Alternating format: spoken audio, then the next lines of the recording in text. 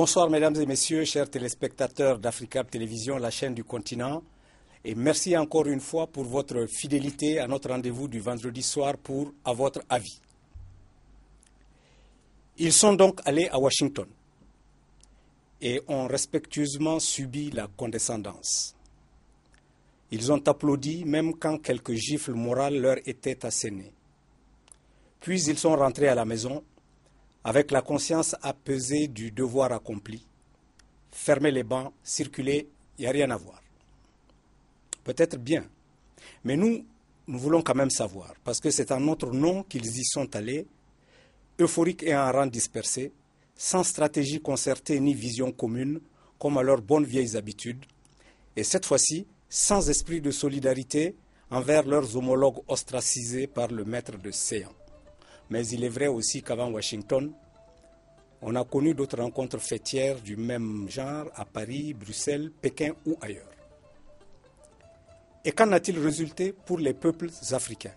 Et j'entends concrètement par peuple africain les jeunes, les femmes, les agriculteurs et les éleveurs, les universités, les artisans, les opérateurs économiques, les chômeurs, les réfugiés, les victimes d'inondations, hélas récurrentes, les enfants de la rue et les éternels rackettés de la route, les affamés et ceux qui n'ont toujours pas accès à l'eau potable, les déshérités sociaux et les éclopés économiques de tout genre, et pour lesquels aucune de nos gouvernances ne semble avoir de solution idoine.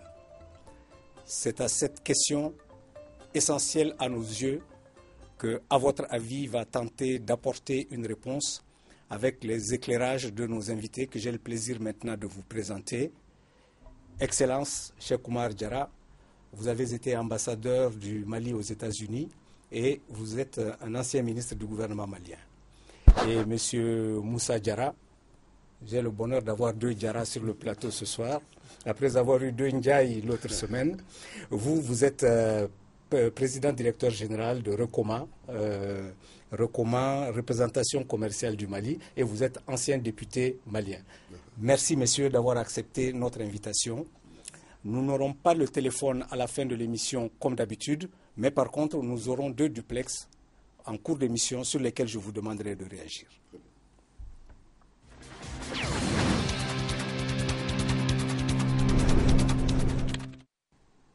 Voilà, nous allons d'abord suivre le micro-trottoir d'à votre avis pour voir ce que les Africains pensent de notre sujet de ce soir.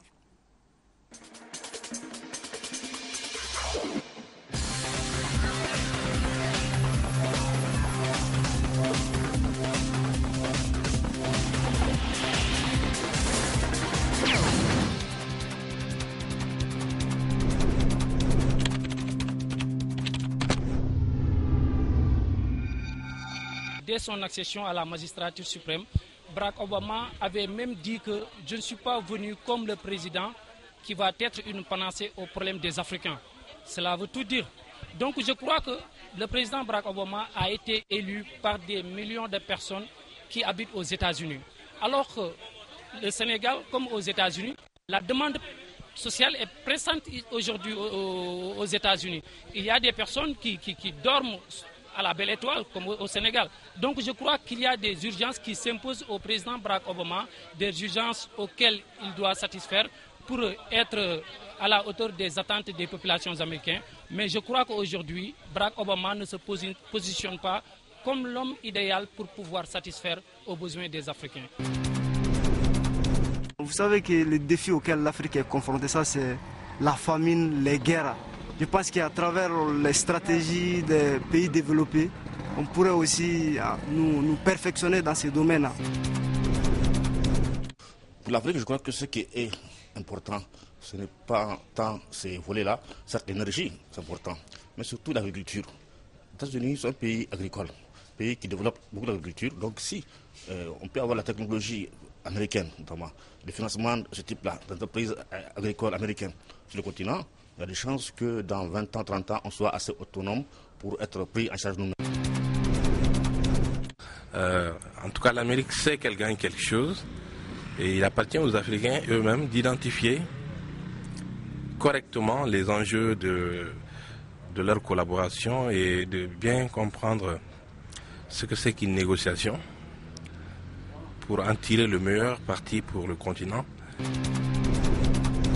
Je crois que la récente rencontre entre Barack Obama et les chefs d'État africains, et plus particulièrement le président Macky Sall, démontre à aisance que la perspective américaine est une excellente perspective pour l'Afrique. Et il n'a cessé de le démontrer. Et donc, je suis tout à fait en phase avec cette ligne.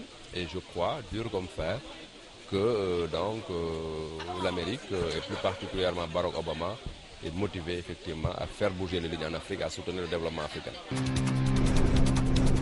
Il est évident, au regard des chiffres que nous entendons, c'est qu'il semble qu'aujourd'hui, les rapports des États-Unis en termes économiques, des échanges des États-Unis avec l'Afrique tournent autour de 1%. Ce qui veut dire que c'est véritablement dérisoire. Mais c'est qu'à côté de ce 1%, il y a d'autres pays, d'autres puissances économiques émergentes, notamment la Chine, l'Inde, et bien d'autres pays qui sont en train d'intensifier leurs relations économiques avec l'Afrique, puisque aujourd'hui l'Afrique apparaît comme un des pôles mondiaux où on observe une croissance significative. Obama n'est pas le président africain. Obama est le président américain. Il est là pour le développement des États-Unis et non de l'Afrique. L'Afrique n'y gagne rien. Pour que l'Afrique puisse gagner, ils doivent coopérer avec les États asiatiques.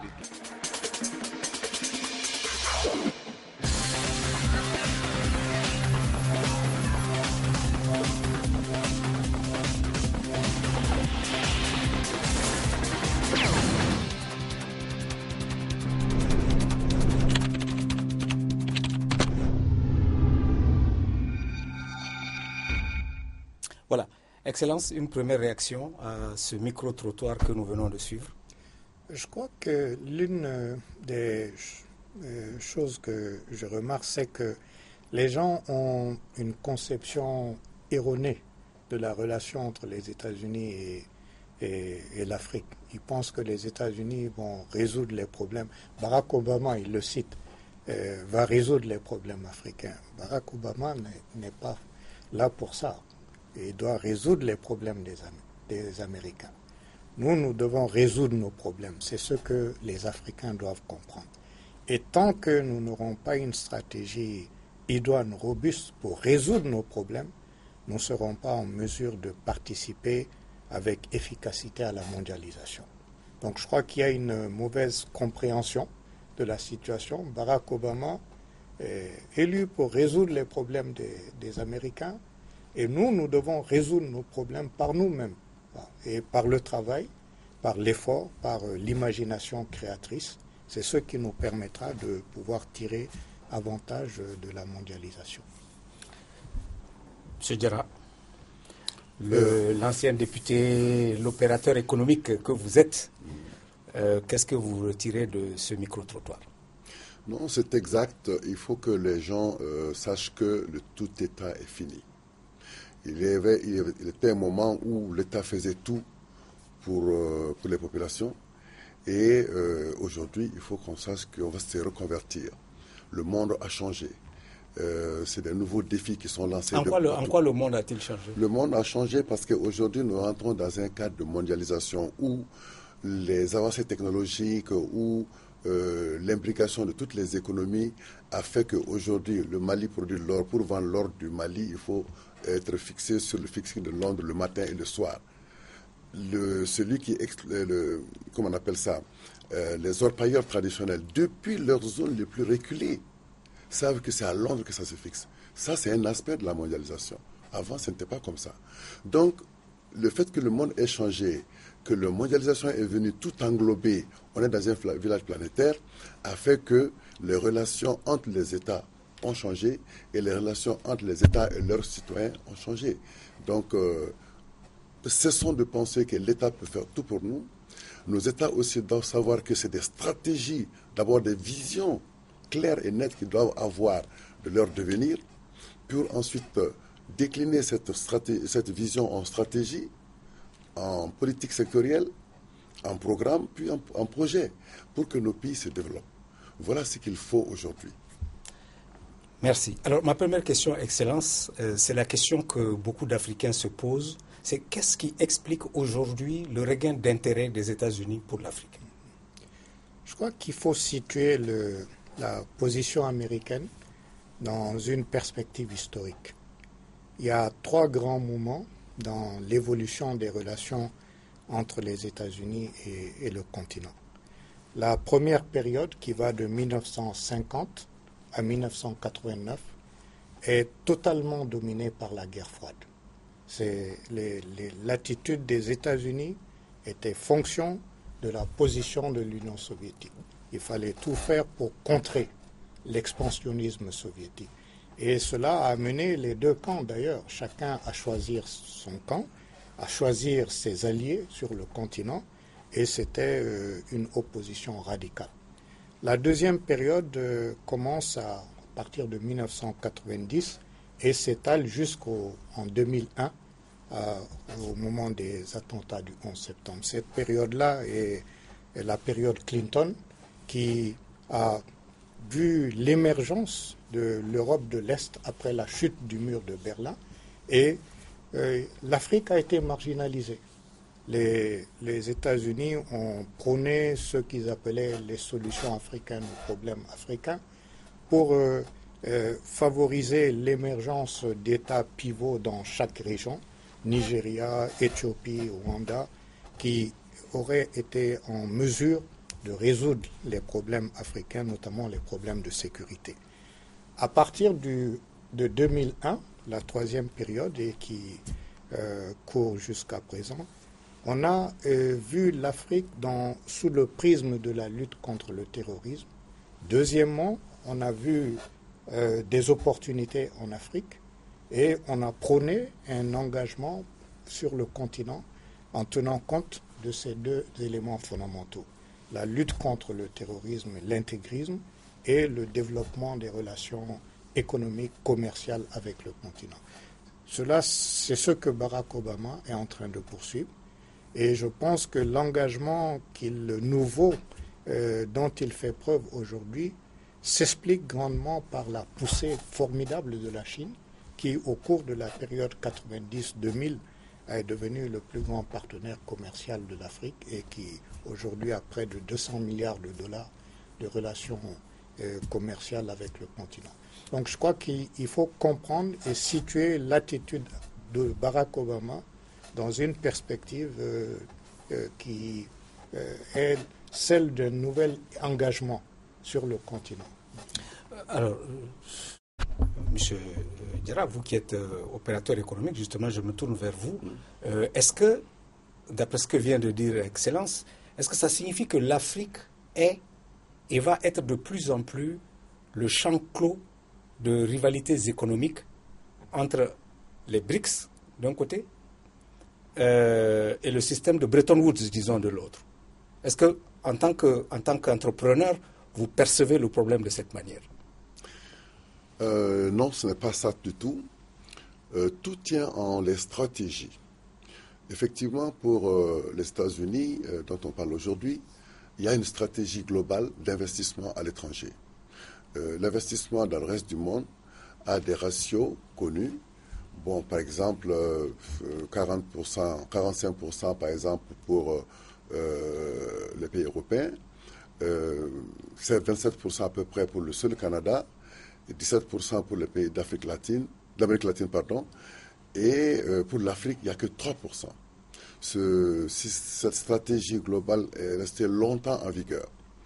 Aujourd'hui, le regain dont vous parlez est effectivement dû à l'avancée notoire des pays du BRICS, tels que la Chine par exemple, sur le continent africain, qu'il faut que les États-Unis viennent compenser en quelque sorte, viennent chercher leur place. Et cela rappelle un peu le moment disons, de la découverte de l'Amérique, où les grandes nations européennes, l'Espagne, la France, la Hollande, l'Angleterre, le Portugal, ont fait donc la ruée vers l'or et le pétrole américain. Aujourd'hui, il est établi dans toutes les études que l'Afrique regorge de ressources naturelles, de ressources minérales, de ressources en tout genre, même les ressources humaines. Donc il faut venir chercher. Donc le regain d'intérêt pour les États-Unis, pour l'Afrique, se justifie très très bien à mon sens. Voilà, ok. Alors, mais moi je parlais de champ de rivalité. Alors tout à l'heure, évidemment, je demandais à M. Diarra si c'était uniquement économique, mais je suppose que pour un pays comme les États-Unis, la rivalité est aussi importante au plan géostratégique. Alors, je voudrais que nous restions un peu sur ce terrain-là. Quel est l'intérêt géostratégique de l'Afrique pour les Américains? En particulier, quel est l'intérêt d'une zone comme la zone sahélienne et éventuellement soudanaise de l'autre côté vers la mer Rouge? Je crois qu'il faut regarder la structure des relations entre les États-Unis et l'Afrique. L'Afrique fournit à peu près 25% du pétrole américain aujourd'hui. Et ça, c'est fondamental dans la mesure où la sécurité des approvisionnements du continent américain figure au rang des priorités de la sécurité nationale. À partir de là, il faut voir comment les États-Unis ont créé des programmes pour militairement faire face aux situations en Afrique. D'abord, on a créé l'Africom en 2008 qui vise à permettre l'accès des États-Unis aux ressources africaines, à sécuriser les transports des ressources vers les États-Unis et plus globalement à lutter contre le terrorisme, etc. Donc, il y a différents programmes. Il y a le programme de partenariat transsaharien contre le terrorisme, le programme des pays d'Europe, d'Afrique orientale contre le terrorisme. Il y a un programme pour lutter contre l'insécurité dans le golfe de Guinée. Tous ces éléments montrent l'importance stratégique du continent. La zone sahélo-saharienne est une zone, tout le monde le sait, qui regorge de ressources importantes, naturelles importantes.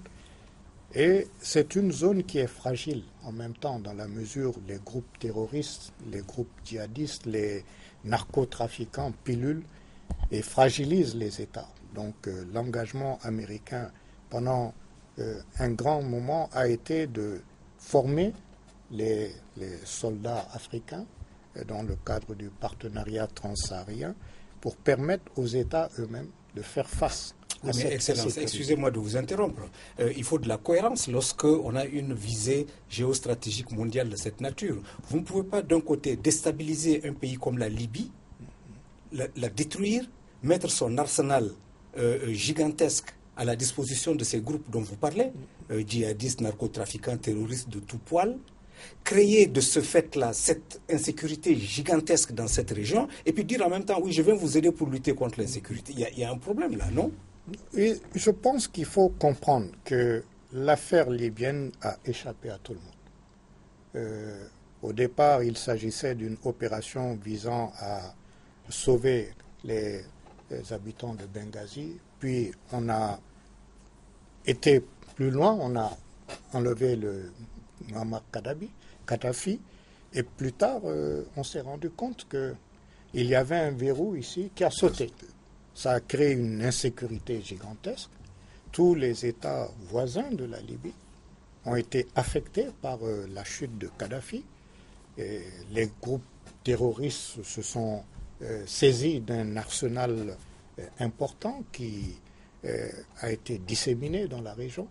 Cela a entraîné, bien sûr, la déstabilisation de certains pays, dont le Mali, qui n'a pas pu résister à l'action de ces groupes terroristes, djihadistes et narcotrafiquants. Mais je crois que la responsabilité fondamentale de la sécurité de nos pays relève de nous-mêmes. Nous avons, pendant une décennie au Mali, fermé les yeux sur la montée de l'intégrisme, sur la montée du terrorisme et des narcotrafiquants. Le premier échange de rançons contre otages a eu lieu au Mali en 2003. Et durant toute la période qui a suivi, AQMI prenait des otages dans les pays voisins et venait se réfugier au Mali. Nous ne l'avons pas combattu. nous n'avons pas combattu le trafic de drogue, etc. Donc, la responsabilité première nous incombe. C'est à nous d'assurer la sécurité et donc nous devons nous donner les moyens, les stratégies nationales, stratégies régionales pour faire face à ces crises qui sont aujourd'hui au Sahel. Ce n'est pas aux Américains de résoudre ces problèmes à notre place. Ils peuvent nous aider dans le cadre de programmes de formation, d'assistance, etc. Mais la responsabilité première, c'est nous, c'est pas eux. Monsieur Diarra, oui. L'AGOA, est-ce que vous pensez qu'elle va avoir un nouveau souffle, un nouveau reformatage à la suite du sommet qui s'est tenu à Washington entre Barack Obama et les chefs d'État africains? Mais avant de répondre à cette question, je voudrais que vous expliquiez rapidement à nos téléspectateurs ce qu'est l'AGOA. L'AGOA, c'est d'abord l'acte 1 de la loi sur le commerce aux États-Unis qui accorde aux pays africains d'Afrique subsaharienne, une quarantaine, des avantages concernant leurs exportations. Ces avantages, c'est le tarif zéro qui vient remplacer le tarif du GSP, le tarif du GSP qui était là avant. Donc, les États africains bénéficiaires de l'AGOA peuvent exporter environ 6 000 articles aux États-Unis sans payer de droits de douane, ce qui leur confère un avantage par rapport aux autres produits venant d'autres pays. Ensuite, il y a des financements qui existent pour financer des unités industrielles, des ateliers de fabrication sur le sol africain. Voilà les avantages de l'AGOA. Par contre, les contraintes, c'est que les États-Unis sont un grand pays de consommateurs qui exige de la qualité. La qualité est la chose première à laquelle les États africains devront faire face pour produire tout ce qu'ils exportent aux États-Unis. Et la qualité, ce n'est pas rien. Pour produire la qualité, il faut avoir l'outil de production aussi de qualité. Il faut avoir les ressources financières capables de produire la qualité. Donc l'AGOA, c'est ça. Alors pour répondre à votre deuxième question, est-ce que l'AGOA va être renforcée maintenant? Oui, mais il faut que les États africains et les opérateurs africains comprennent que l'AGOA, c'est une opportunité, qu'il faut qu'ils se mettent à l'œuvre pour pouvoir tirer profit de cette opportunité. Ce qu'ils doivent faire, c'est d'abord la formation des opérateurs économiques, le renforcement des capacités techniques et le renforcement des capacités financières des opérateurs économiques pour qu'ils puissent produire la qualité désirée aux États-Unis et aussi la quantité désirée, parce qu'il ne s'agit pas d'exporter un ou deux conteneurs, mais c'est des centaines de conteneurs, tous les produits qu'on peut fabriquer pour les États-Unis et tout au long de l'année, et pas une seule fois et s'arrêter. L'AGOA, c'est donc beaucoup de contraintes, mais c'est une opportunité qui peut enrichir nos pays, nos États africains. Très bien. Messieurs, je vais vous demander que nous prenions maintenant notre premier duplex depuis Ouagadougou avec M. Ablassé Ouedraogo, puis ensuite nous réagirons à ses propos. Bonsoir M. Ablassé Ouedraogo. Bonsoir M. Mariko et surtout bonsoir à tous les amis de la chaîne du continent qui nous regardent depuis Ouagadougou. Merci, M. Ablassé Ouedraogo. Alors, dites-nous, que pensez-vous du regain d'intérêt des États-Unis pour l'Afrique à la suite du sommet qui vient de se tenir à Washington? Monsieur Mariko, vous me permettrez de dire avant toute chose que le sommet qui s'est tenu à Washington du 4 au 6 août 2014 à l'invitation du président Barack Obama à l'ensemble des chefs d'État du continent, c'est un sommet historique. C'est la toute première fois que ce genre de sommet est organisé par les États-Unis d'Amérique. Et si on veut parler de regain d'intérêt des États-Unis par rapport à l'Afrique, il faut comprendre que pendant longtemps, l'Afrique a été pour les investisseurs américains un haut lieu des pandémies et puis un haut lieu de toutes les terreurs, ce qui les décourageait à venir sur le continent. Maintenant, l'Afrique demeure, et ça c'est une réalité, un réservoir de matières premières, un réservoir très très intéressant. Et puis, il faut reconnaître aussi que au cours de ces dernières années, le continent africain a connu, en tout cas dans de nombreux pays qui le composent, un taux de croissance moyen au-delà de 5%. Et vous comprenez que cette situation indique que l'Afrique, c'est le continent donc de l'avenir.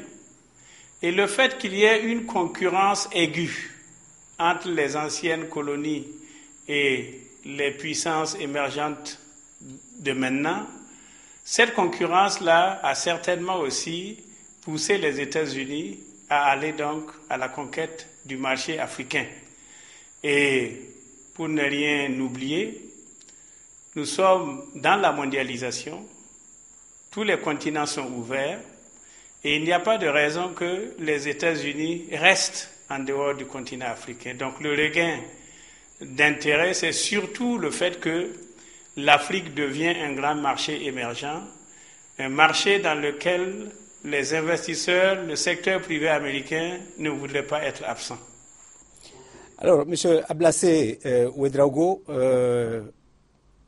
homme fort, institution forte, quel est votre point de vue d'homme politique sur ce début de polémique à distance que nous avons observé à l'occasion de ce sommet?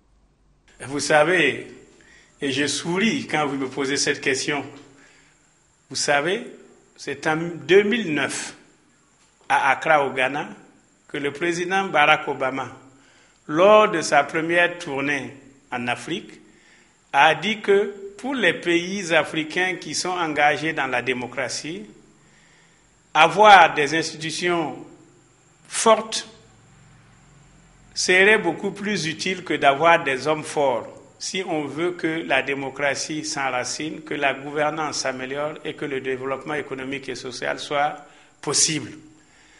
Donc, il a tout à fait raison parce que si on raisonne dans un pays sur la base des institutions, la continuité est possible. Mais si c'est seulement sur un individu qui est l'homme fort, comme on veut le dire, que le pays compte pour son développement, avouez que l'homme étant temporel dans son existence, tout sera donc un éternel recommencement. L'illustration donc du besoin pour l'Afrique d'avoir de fortes institutions et non pas des hommes forts, c'est qu'à la fin de ces hommes forts, les pays sombrent dans le chaos. Et vous pouvez faire une analyse autour de vous. Vous comprenez pourquoi Barack Obama, et il a raison, d'indiquer que l'Afrique a intérêt à avoir des institutions fortes et pas besoin d'hommes forts. Merci, M. Ablassé Ouedraogo, et bonne soirée depuis Ouaga. Monsieur Mariko, je vous souhaite une bonne soirée à Bamako et beaucoup de succès et bonne continuation dans ce que vous faites. Merci. Voilà. Excellence, vous réagissez à M. Ablassé Ouedraogo. La dernière partie, je pense qu'il faut... c'était une phrase dans un discours. L'Afrique a besoin d'institutions fortes et non d'hommes forts. Dites comme ça, je pense que ce n'est pas suffisant. Parce que les institutions, ce sont les hommes qui les créent, ce sont les hommes qui les animent. Il ne peut pas y avoir d'institutions sans les hommes. Et je pense que les hommes de qualité sont nécessaires pour avoir des institutions fortes. S'il n'y a pas une direction éclairée, je ne parle pas d'un homme, je parle d'un dirigeante éclairé qui a une vision, qui a un programme politique visant à doter le pays d'institutions fortes, visant à développer l'économie, à investir dans les hommes de ce pays. Il ne peut pas y avoir de développement et il ne peut pas y avoir d'institutions fortes. Et les institutions ne peuvent pas être isolées des hommes. Ce sont eux qui les animent. Donc je crois qu'il faut aller au-delà de cette simple boutade. Peut-être qu'il visait précisément, spécifiquement certains dirigeants qui sont au pouvoir depuis des décennies et qui plombent l'évolution politique de ces pays. Il y a des dirigeants qui ont dépassé plus de 20 ans. Certains sont en train d'aller dans les 20 ans. Ce n'est pas normal dans un pays. Et ça, c'est dû au fait qu'il n'y a pas une classe dirigeante, une élite politique éclairée qui soit capable d'animer des institutions politiques démocratiques. Donc, les hommes forts s'expliquent par l'absence de classe dirigeante éclairée. Les institutions fortes ne peuvent exister que s'il y a une classe dirigeante éclairée. Monsieur Diarra, il est ressorti du sommet de Washington que les États-Unis, publics privés, vont investir 33 milliards de dollars dans le développement africain. Moi qui ne suis pas spécialiste de ces questions-là, je trouve que c'est dérisoire. 33 milliards de dollars, ça représente quoi?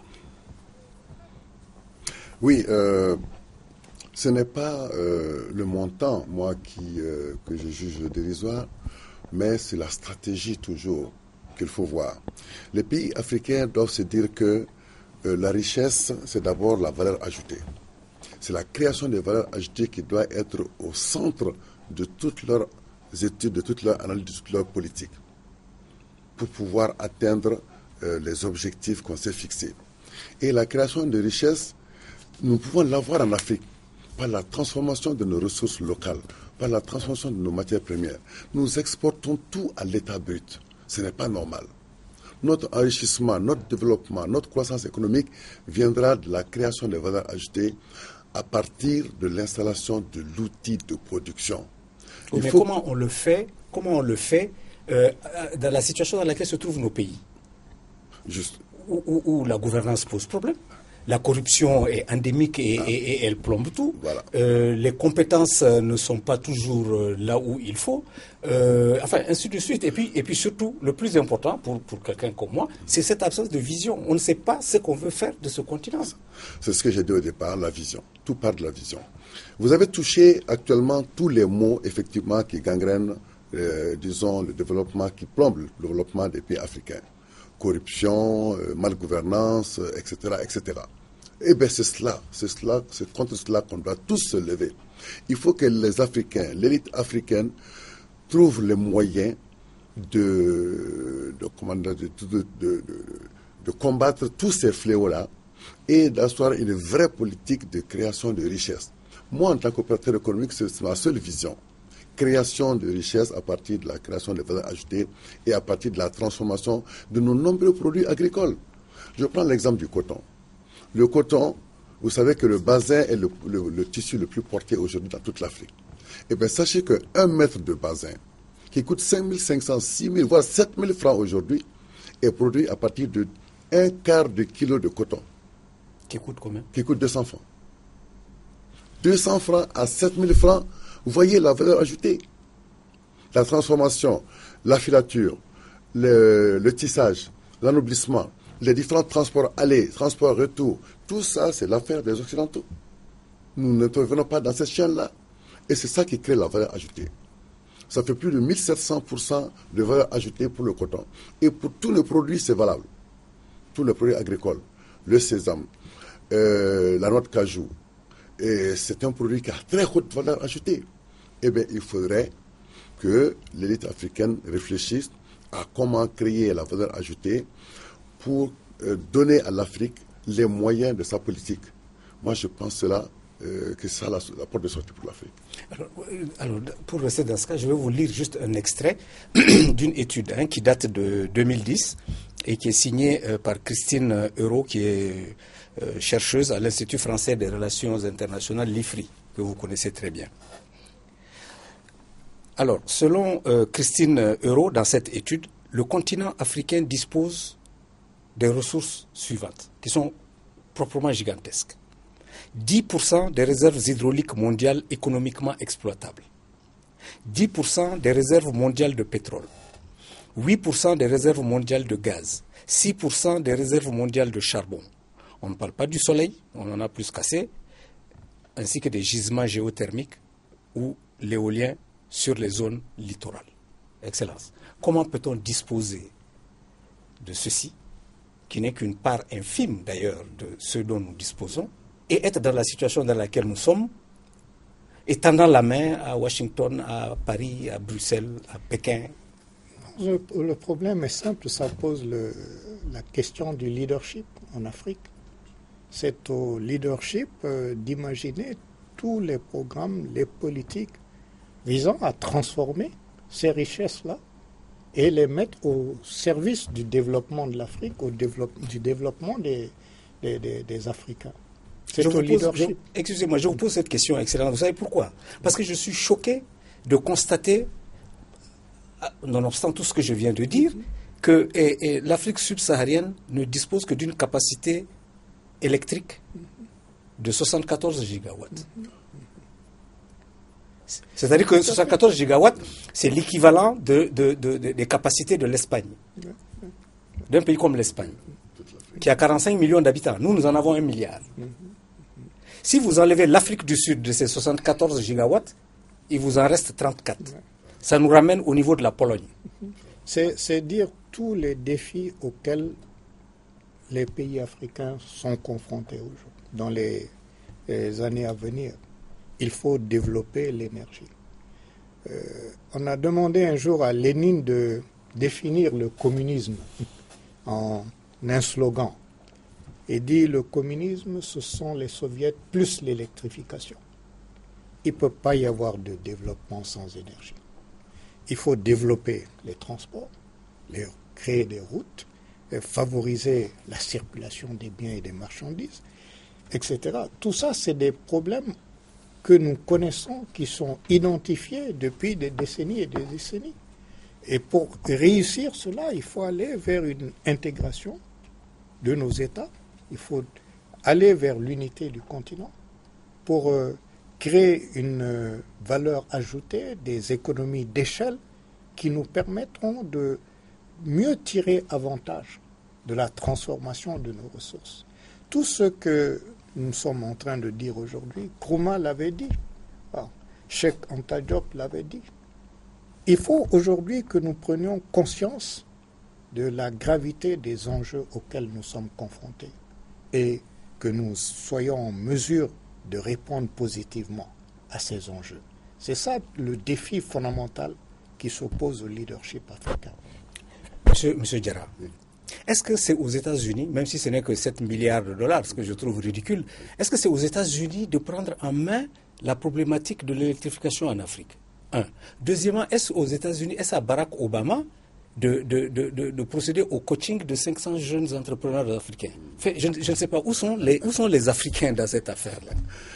Non, mais les États-Unis, je l'ai dit, ont toujours une stratégie dans leur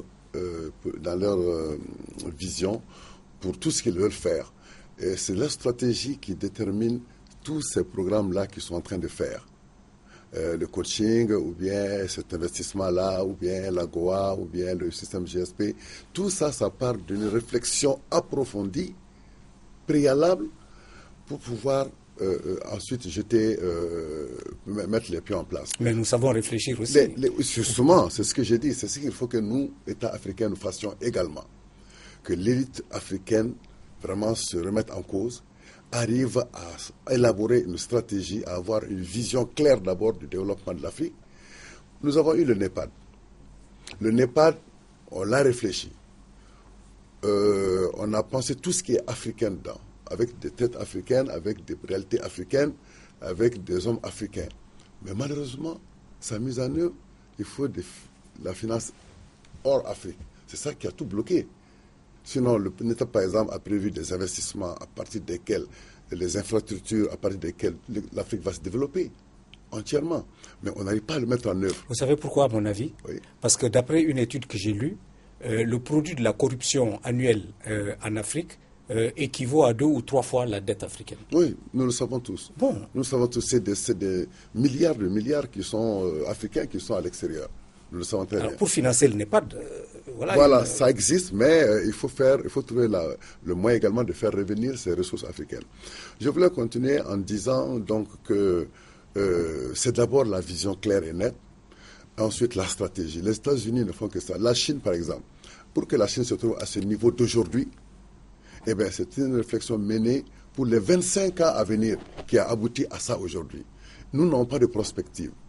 n'ont pas de capacité de regarder plus loin, d'imaginer, de concevoir un programme structurant et de pouvoir l'appliquer. C'est ça qui manque à l'Afrique. Et c'est ça qu'il faut qu'on ait. Avoir la capacité d'imaginer un programme structurant et de la mise en œuvre de ce programme-là. Excellence. Madame Linda Thomas Greenfield, qui est vice-secrétaire d'État aux États-Unis, a prononcé cette phrase qui m'a choqué. Je vais vous la lire et je vais vous demander votre avis dessus. Voilà ce qu'elle dit. Nous ne demandons pas aux chefs d'État africains de venir avec de longs discours. Cette phrase m'a choqué. Est-ce que nos chefs d'État sont perçus comme des gens dont la spécialité c'est des longs discours? Moi, je crois qu'il faut voir les choses de manière positive. Si vous ne faites pas de longs discours, vous allez à l'essentiel. Vous avez identifié les problèmes fondamentaux auxquels votre pays, votre région, le continent sont confrontés. Et à partir de là, on ouvre une discussion. Comment résoudre ces problèmes fondamentaux? Je pense qu'il faut aller à l'essentiel, ne pas être choqué par cette phrase. C'est une question de méthode, de méthodologie. Nous devons, nous, avoir une vision prospective. Que sera l'Afrique dans les 20-25 prochaines années? Comment résoudre les problèmes qui nous permettraient de dépasser les conditions détestables en termes de développement humain aujourd'hui sur le continent? Comment résoudre les problèmes de l'école, de la santé? Ebola est en train de malmener les pays africains, tout simplement parce qu'il n'y a pas d'infrastructure sanitaire qui permettent de faire face à cette épidémie qui peut être contrôlée. Donc, tout ça, c'est des problèmes auxquels nous sommes confrontés et la solution n'est pas nationale. Aujourd'hui, Ebola, parti de Guinée, Sierra Leone, Libéria, Nigeria, etc. Il n'y a pas de solution nationale. Donc, imaginons des solutions régionales, des solutions continentales aux problèmes africains. Vous avez cité l'énergie. Les États-Unis ont compris qu'il y a un déficit gigantesque, colossal en matière d'énergie. Ils ont élaboré ce programme-là qui va leur permettre d'investir dans l'énergie africaine et gagner de l'argent. C'est un programme qui permettra au privé américain d'investir dans le développement énergétique et de gagner de l'argent. C'est ça le rôle du leadership, favoriser le développement des entreprises nationales. C'est ce que nous devons faire. Donc promouvoir des opérateurs qui soient en mesure de participer à la concurrence mondiale, qui soient en mesure d'apporter la valeur ajoutée à nos pays et de créer les bases d'un développement dynamique, d'un développement cumulatif, parce qu'il faut que ça se cumule pour qu'on puisse aller vers d'autres économies d'échelle. Très bien. Je vais vous donner la parole tout à l'heure. Nous allons prendre le professeur Ousmane Sène depuis Dakar. Professeur Ousmane Sène qui est le président de West African Research Center, qui est un centre afro-américain de recherche sur le développement. Bonsoir Monsieur Sène. Quel est de votre point de vue la qualité de l'aide publique au développement des États-Unis pour l'Afrique?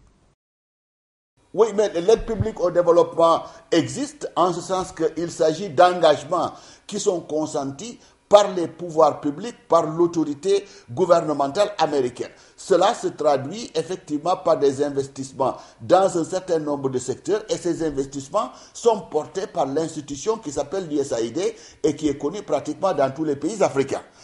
L'USAID intervient dans un certain nombre de secteurs, le secteur de l'éducation, le secteur de la santé, le secteur de l'agriculture. Ça, c'est les trois secteurs fondamentaux dans lesquels l'USAID intervient. Mais avec ce nouveau sommet, il va falloir qu'on pense à un nouveau secteur dans lequel l'USAID interviendra, disons, plus lourdement. Il y avait des interventions là-bas, mais c'était peut-être des interventions qu'on sentait moins. Parce que avec cette rencontre-là, et avec ce qui s'est passé avec la rencontre, parce qu'avant les chefs d'État africains, il y a eu cette cohorte de 500 jeunes qui sont allés aux États-Unis et qui entre dans le cadre du grand projet du président Obama pour l'Afrique qui s'appelle YALI, Young African Leaders Initiative, initiative pour les jeunes leaders africains, qui va s'appeler d'ailleurs l'initiative Mandela de Washington pour les jeunes leaders africains. Dans ce cadre-là, il y aura une intervention beaucoup plus forte qui ne sera pas tout simplement financée par l'aide publique, qui sera financée aussi par le secteur public, par le secteur privé. Donc, en somme, de plus en plus, on devra voir l'implication des États-Unis, si vous voulez, au Sénégal et dans les autres pays ouest africains et africains. Et je crois que bon, c'est une bonne chose parce que je crois que quand vous avez, si vous voulez, une palette d'investisseurs qui viennent chez vous, vous êtes compétitif parce que vous avez devant vous un plus grand nombre de personnes qui veulent travailler avec vous. À partir de ce moment, vous pouvez dire que vous avez le choix. Mais si vous ne faites des affaires qu'avec un nombre réduit de personnes, à partir de ce moment, vous n'aurez pas le choix. Avec les États-Unis, au moins la possibilité de choisir va se renforcer, puisqu'elle existait déjà cette possibilité. D'accord, professeur Sen, mais est-ce que vous pensez que Barack Obama va être celui-là qui va impulser le changement dans la gouvernance en Afrique? Je crois qu'il faudrait qu'on le dise pour tous les pays africains, les changements qui devront intervenir chez nous. Ce sera notre propre fait, ce ne sera le fait de personne d'autre.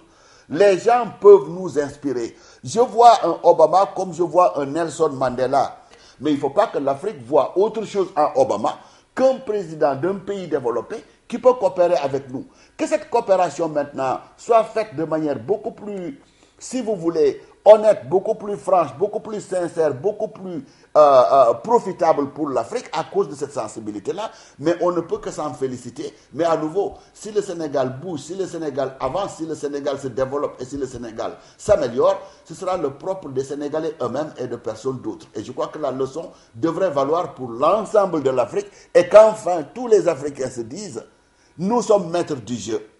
Ce que l'on fera de ce jeu-là, ce sera nous-mêmes qui en serons les responsables. Faisons en sorte que l'Afrique brille de mille feux demain. Et ça, ce sera à la sueur de notre propre front, nous les Africains, et ce sera le résultat de notre propre intelligence. Je crois que c'est la leçon qu'il faudrait en tirer. Merci, professeur Ousmane Sen depuis Dakar, et je vous souhaite une agréable soirée. Monsieur Diarra, oui. Vous avez la parole. Oui, tout à l'heure, je disais que la solution pour l'Afrique, tous les pays africains résident dans ce qu'a développé tout à l'heure Excellence Diarra, c'est-à-dire donc la mise en œuvre de politiques donc de création de richesses, de création de valeur ajoutée. Et cette solution peut être passée par exemple, la stratégie africaine de création de richesses développée en son temps par le Bureau sous-régional pour l'Afrique de l'Ouest, la CEA, sous l'égide du Dr Yang à l'époque, où on prévoit que on rentre en partenariat entre Africains d'abord, pour créer des co-entreprises dans les différents secteurs, pour développer la création de richesses dans le domaine du transport, par exemple, dans le domaine de l'industrie manufacturière, dans tous les domaines. Et ensuite, rentrer en co-entrepreneuriat avec le reste du monde, avec des entreprises évoluant dans le même secteur, dans le monde entier, suivant des clés de partition bien précises, où les Africains vont garder disons, une part de capital assez importante, sinon la majorité. Tout cela pour créer et retenir la richesse en Afrique. Ça, c'est une solution que je pense peut satisfaire tous les besoins africains de l'éducation, disons, de l'alimentation, disons, des infrastructures routières, des infrastructures en tout genre. Donc, je voulais parler de cette stratégie qu'il faut que les États africains s'approprient pour essayer vraiment de solutionner ce grave problème donc, du retard de l'Afrique. Très bien. Alors, Excellence, vous savez que la société civile africaine a adressé une lettre ouverte au président Obama pour lui dire, c'est bien, vous invitez les chefs d'État, mais nous voulons être autour de la table. Quelle est votre perception de cette initiative? Je pense que c'est bien que la société civile se mobilise. Et elle doit se mobiliser d'abord au plan national et sur des bases claires. C'est-à-dire qu'elle doit exiger une meilleure gouvernance nationale et se battre pour ça. Elle doit exiger que toutes les tracasseries administratives qui empêchent le développement économique cessent. Elle doit exiger qu'il y ait de meilleures formations pour les jeunes africains, qu'il y ait de meilleures structures sanitaires. C'est ça son rôle. Écrire à Obama, c'est bien d'aller à Washington, mais je pense que le combat, c'est ici, en Afrique. Il faut se battre pour transformer la situation sur le continent africain, dans chacun de nos pays. Et sur les questions fondamentales, avoir une vision, avoir une règle de conduite, exiger la qualité, exiger des dirigeants l'excellence dans la direction du pays. C'est ça qui importe, à mon avis. Ce n'est pas d'aller à Washington parce qu'on a invité les chefs d'État. Très bien. Alors, je vais vous lire un extrait d'un texte de Achille Bembe, que vous connaissez. Achille Bembe est un grand intellectuel africain, historien qui enseigne à l'université du Witwatersrand au Cap. Voilà ce qu'il écrit et je vous demanderai à tous les deux votre avis. Je cite. « Nous sommes gouvernés par des satrapes qui traitent leur peuple comme des captifs de guerre et utilisent le pouvoir comme l'instrument d'une jouissance strictement privée. Il ne faut rien attendre de ce genre de spectacle, il parle du sommet de Washington. Les peuples africains doivent reprendre en main leur destin. C'est à cette condition qu'ils instaureront une différence dans leur vie. » Moi, je suis d'accord avec la dernière phrase qui dit que les peuples africains doivent prendre leur destin entre leurs mains. C'est ça qui importe. Le sommet de Washington est utile. Il développe une nouvelle perspective dans les relations entre les États-Unis et le continent. Et l'un des thèmes forts que Barack Obama a développé, c'est aujourd'hui les États-Unis disent nous n'allons pas faire quelque chose pour l'Afrique, nous voyons ce que nous pouvons faire avec l'Afrique. Ça, c'est une nouvelle philosophie. Il ne faut pas rejeter ce qui est positif, mais l'important dans ce que Achille Bembe a dit, c'est que nous devons prendre en main notre destin. C'est à nous d'imaginer le développement de l'Afrique. C'est à nous d'imaginer la société dans laquelle nous souhaitons vivre. C'est à nous de développer les valeurs de solidarité, de fraternité qui ont irrigué notre histoire et qui ont aujourd'hui disparu parce qu'il y a la corruption, il y a eu beaucoup de choses. Nous devons prendre notre destin entre nos mains. Très bien. Nous arrivons à la fin de l'émission. Nous allons donc conclure. Monsieur Moussa Diarra, je vous donne la parole pour conclure. Vous pouvez réagir sur ce qu'on a dit et éventuellement dire, pour conclure, ce que vous pensez des initiatives que les Africains peuvent prendre pour faire face à leur destin, tel que Excellence vient de le dire à la suite de Achille Bembe. Merci, M. Mariko. Je voudrais juste revenir sur la question de la société civile. Ce qu'a dit Excellence Diarra est juste. La société civile a un rôle très important à jouer. Je partage cette idée. Mais je voudrais dire que la société civile d'abord doit s'organiser à l'interne d'abord. Doit s'organiser, se structurer et se renforcer en capacité. Ce n'est pas le cas actuellement. Je respecte ceux qui sont là, mais la société civile est un peu dispersée. Il y a des mésententes, elle doit être forte, la société civile. Si la société civile est forte, elle connaît son rôle comme il faut et qu'elle va le jouer, eh bien c'est ça le point de départ de la sortie de situation en quelque sorte. Parce que c'est ce qui permet de contrôler l'action gouvernementale, c'est ce qui permet même d'orienter aussi l'action gouvernementale. À condition qu'il ne s'agisse pas d'une société civile de type alimentaire. Mais c'est ça justement du type alimentaire, c'est ça que je voulais justement dire. Merci M. Mariko d'avoir dit le mot que je ne voulais pas dire. Maintenant, pour terminer, pour conclure, moi en tout cas j'insiste sur le rôle de l'élite africaine qui serait dans le sens d'imaginer, d'avoir la bonne vision pour l'Afrique, de transformer cette vision-là en stratégie globale et pour pouvoir, disons, créer la ressource, la valeur ajoutée, accroître la croissance économique et arriver à faire le développement de l'Afrique à partir donc de tous les secteurs de l'éducation, de la santé, des infrastructures et de tout le reste. Voilà un peu l'appel que moi j'ai à lancer à l'élite africaine qui doit absolument réfléchir pour pouvoir faire cela, et tout ça dans le cadre d'une bonne gouvernance, tout cela dans le cadre d'une lutte acharnée contre tous les abus actuels qu'on constate, la corruption, la fraude, tout ce qu'il y a chez nous qui gangrène notre économie. Très bien. Merci. Excellence, vous avez le mot de la fin, donc je vous repose la même question, votre conclusion, et quelles sont les initiatives qui peuvent être prises par aussi bien les États que les élites, les sociétés civiles, enfin les peuples, tout le monde? Non, je crois que le plus important pour nous, c'est d'avoir une vision du monde, une vision de la place que nous souhaitons avoir dans le monde.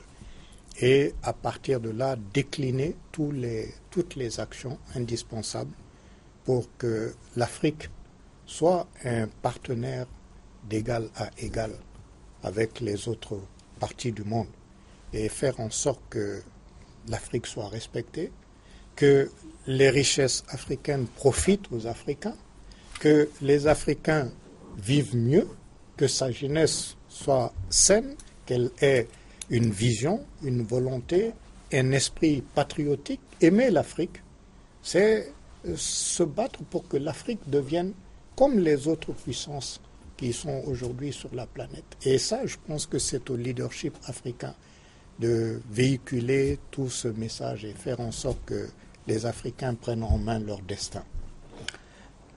Très bien. Avant de clore, je vais vous soumettre quelques données. Ce n'est pas pour discuter, mais c'est surtout pour l'information de nos téléspectateurs. Les États-Unis, c'est 50 États. Le continent africain, c'est 54 États. Les États-Unis, c'est 317 millions d'habitants. L'Afrique, c'est 1 milliard d'habitants. Les États-Unis, c'est un PIB de 17 000 milliards de dollars. L'Afrique, c'est un PIB de 2200 milliards de dollars. Le revenu d'un Américain équivaut à 25 fois celui d'un Africain. Excellence Diarra, Moussa Diarra, je vous remercie d'avoir accepté notre invitation. Merci. Mesdames et messieurs, les sociétés multinationales implantées en Afrique organisent une fraude fiscale dont les montants ne sont même pas imaginables par nous autres citoyens africains. Et évidemment, il s'agit d'une vaste escroquerie qui ne peut avoir lieu qu'avec la complicité de certains de nos dirigeants, de certaines de nos élites. Voilà. Alors, à côté de cette situation, vous avez un endettement de notre continent qui apparaît aujourd'hui comme une espèce d'esclavage financier prospère. Entre la peste et le choléra enfin réunis, que peuvent les peuples africains? Je vous invite à en discuter vendredi prochain, si vous le voulez bien. Et comme vous le savez, vous pouvez nous transmettre vos questions, vos commentaires, vos idées au 00223 44 20 80 80 en nous envoyant vos SMS au 00223 74 22 59 73 et vos mails à votre avis @africabletelevision.com. Merci de nous faire confiance. Excellente soirée chez vous et à vendredi.